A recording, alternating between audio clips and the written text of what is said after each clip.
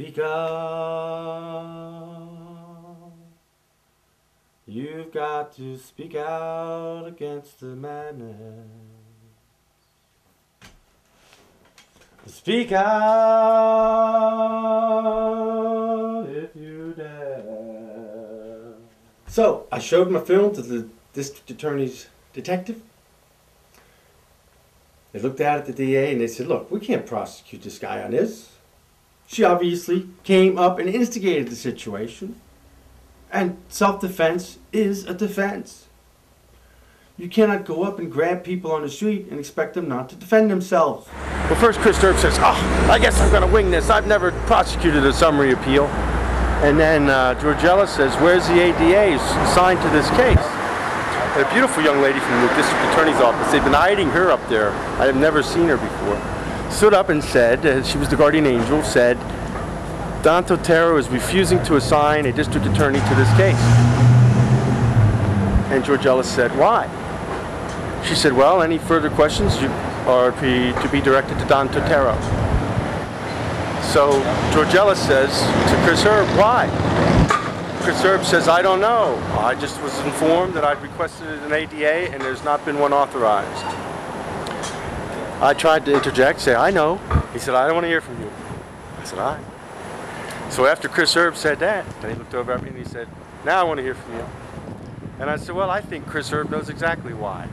It's because I have video evidence right here on the desk that proves that his victim and his witnesses are liars and that he's pursuing a wrongful prosecution based on the word of convicted liars who were convicted of lying to try to get me arrested before.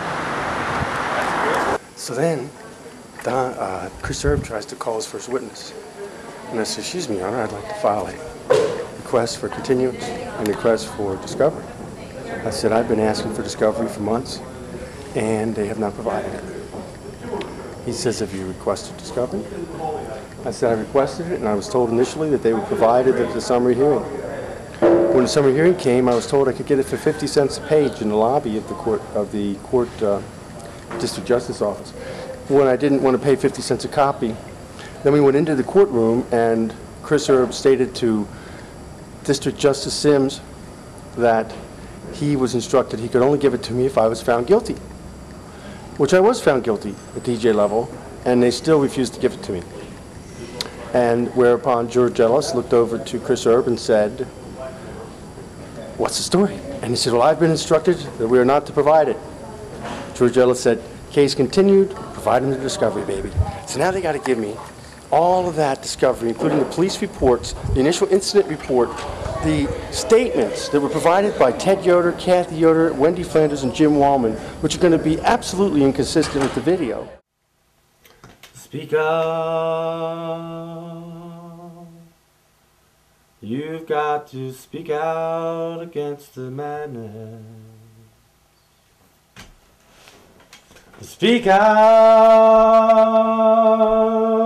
if you dare.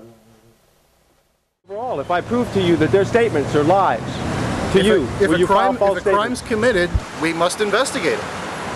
So well, that was in 2007. Then there was that election. Of course, I was still not during the election. You're bad judges! Republicans! I made it clear that we, the citizens, were looking for justice and truth in the courts, and we were going to hold the party responsible if they elected dishonest judges. Well, I don't think it went over well, because then we had a new DA, Craig A. Stedman. You've seen our pieces on Craig. But no problem, right? We've got the film. We're going to go before a judge. Newly elected Judge Jeffrey Wright. He was the head of the Lancaster Bar Association when I went in there and filmed a number of times, and they got all excited. Two of my associates filed a lawsuit against him. He should have accused himself, but he didn't mention that. Well, we got Craig Stedman, Jeffrey Wright, Chris Herb, Ted, Kathy, and Wendy, and Ace on their side, John Fleming, captain of detectives, shows up again. John Fleming is the one who's been pushing for the prosecution of Van Vonderheide on this disorderly conduct and harassment charge. He wants to put a stop to me filming them, doesn't he now?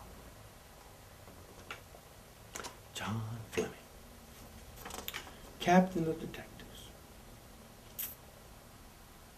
Well, let's see how that worked out. By now, I want you to know, Ted Yoder is a convicted liar. And the courthouse, a small town courthouse, is well aware that Wendy and Ted and Kathy have been lying about me for years. That when in fact, the truth came out, it was me. And the liars were proven to be they.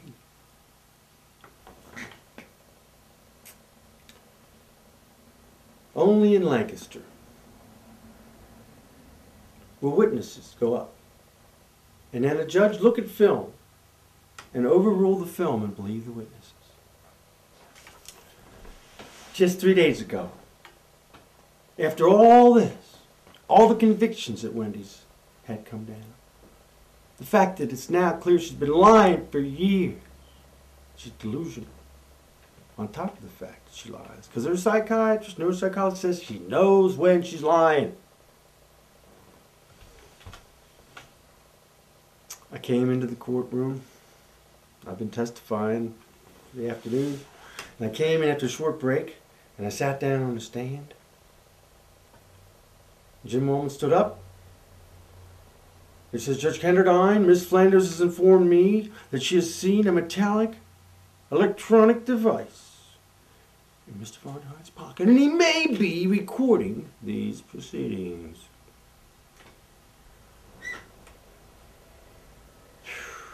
Judge Kenderdine looked over at me.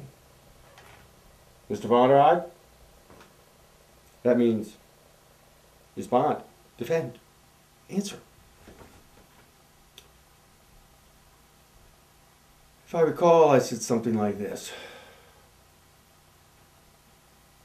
After all this time, nothing changes. I stood up. I said, how about I just empty my pockets for the court? Put my wallet on the thing, my keys on the thing, back pockets, nothing.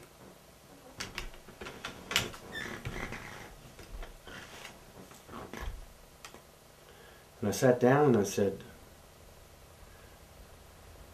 I want you to know, I find it very offensive to continue to be falsely accused at this stage of the game. After all that's happened. What a perfect example we had there, though. In the very courtroom itself. Wendy Flanders says to Jim Woolman, accuse him. Jim Woolman, knowing that his client is a liar and is not well, doesn't care. He automatically passes the accusation up. Now the judge has to deal with it. The judge said to me, you know I would have to confiscate it. It would be illegal. Well, I know that. It's wiretapping. It's a felony. You do 7 years for that. That's what they tell me. Depending on who you ask the definition of, hear no evil. Check out our spot on that one.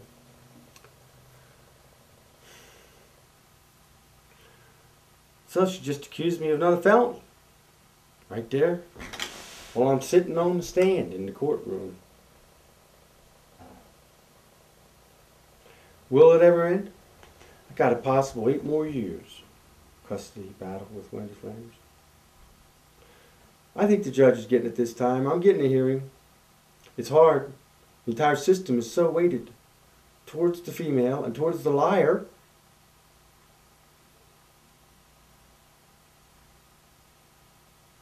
It's hard to tell. But I have faith.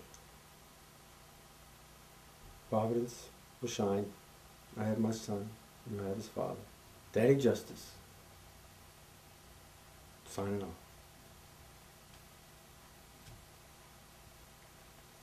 Speak up. You've got to speak out against the madness. Speak out if you dare. Put that on your website.